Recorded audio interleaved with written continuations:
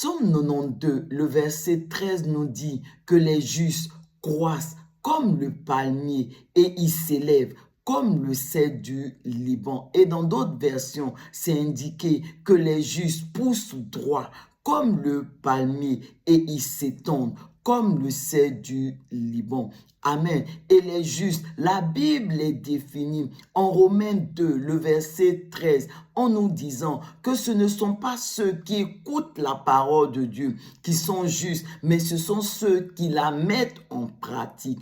Et ces justes-là, la Bible les compare dans le psaume 92, le verset 13 que nous venons de lire, à des arbres. Et les arbres auxquels il les compare, ils ne sont pas anodins, puisqu'il s'agit du palmier et du cèdre du Liban. Le palmier est un arbre qui pousse droit pour dire que les justes, parce qu'ils mettent en pratique la parole de Dieu dans leur vie, ils vont marcher dans la droiture. Ils vont faire ce qui est droit aux yeux de Dieu. Et de l'autre côté, la Bible les compare également au cèdre du Liban. Le cèdre du Liban, c'est un grand arbre, un arbre qui s'élève très haut dans le ciel. Donc pour dire que lorsque nous allons mettre en pratique la parole de Dieu dans nos vies, nous allons nous élever à un haut niveau de bénédiction, d'élévation. Donc vraiment, c'est ce verset 13 du psaume 92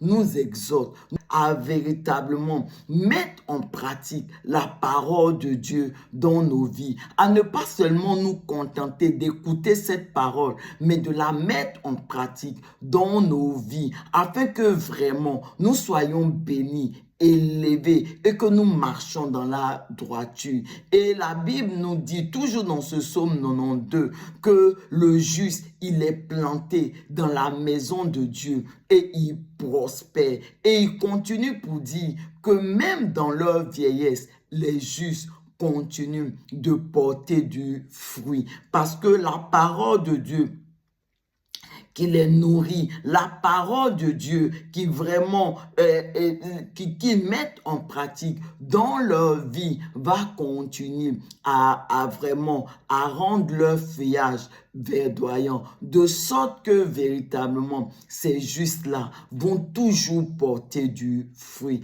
Alors, bien-aimés, mets en pratique la parole de Dieu et marche dans la droiture et sois également élevé à un très haut degré de renommée et de gloire.